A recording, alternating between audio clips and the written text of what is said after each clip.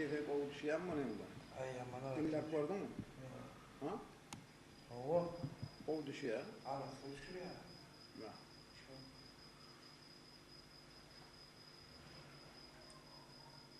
Kadının kovuşuruna. Şehre kovuşu ya. Ha, yürü bakalım.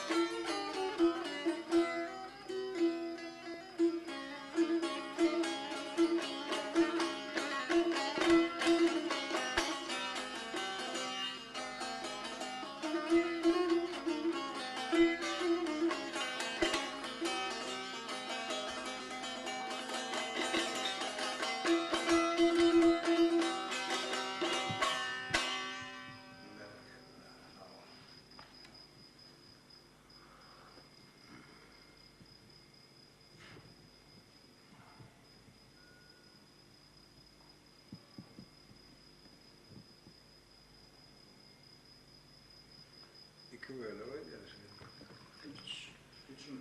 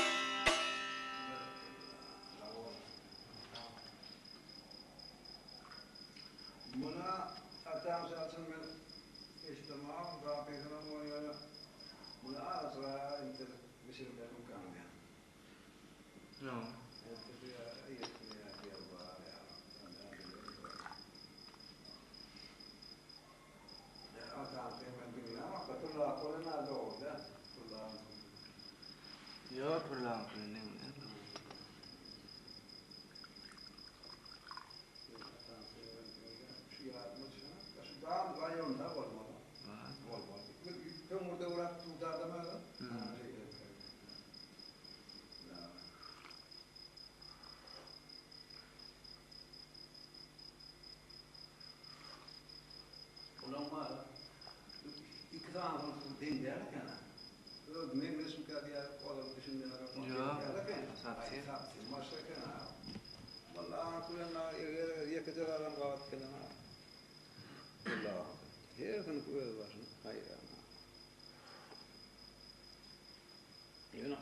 Asıl nuskası umur, o bir de yerde bir balatçası ettiğimiz düşkül keydiydi.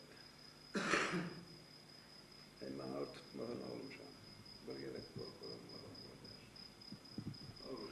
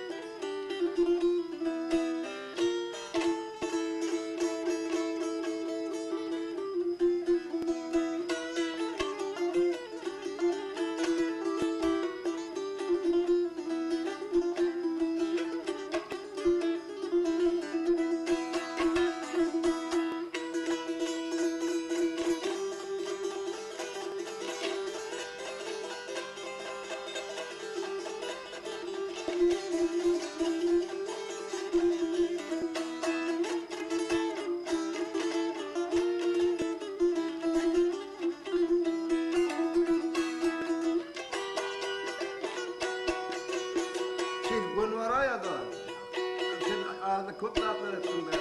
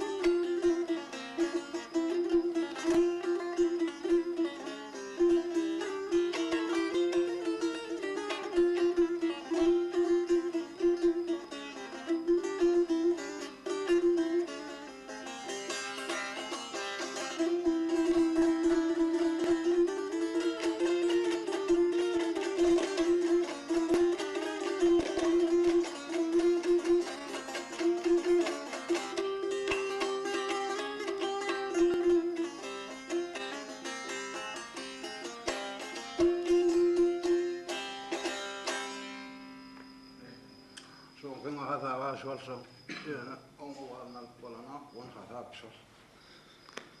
Bir harpam itmişik der sonra yani on bilmem bir ehli yani varan yer o var beter iyi ki eyle aşağına yukarı düşük kumane o benden hey tuğaçına da şu cümmeşin arala şayet keyfim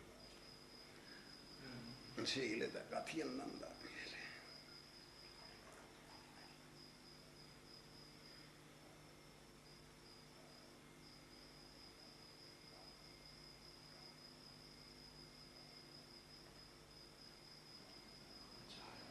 إذا ربنا كيف بينما مونيمة شو مقادير منها شو كم ير مثلا شو قلت له تبي إذا تلام دموليان كم يالتن ما يا هذا ما شون وين تشبول هذا شو قرآن نظر دا إلنا نايرنا ثالنا سقط تسالوات داشة ثالنا سقط ثالنا سواد داشة قابض نقرآن هذا لورن شو مسلم تسالوات بيت يا هذا أنا şöyle milyondan sonra.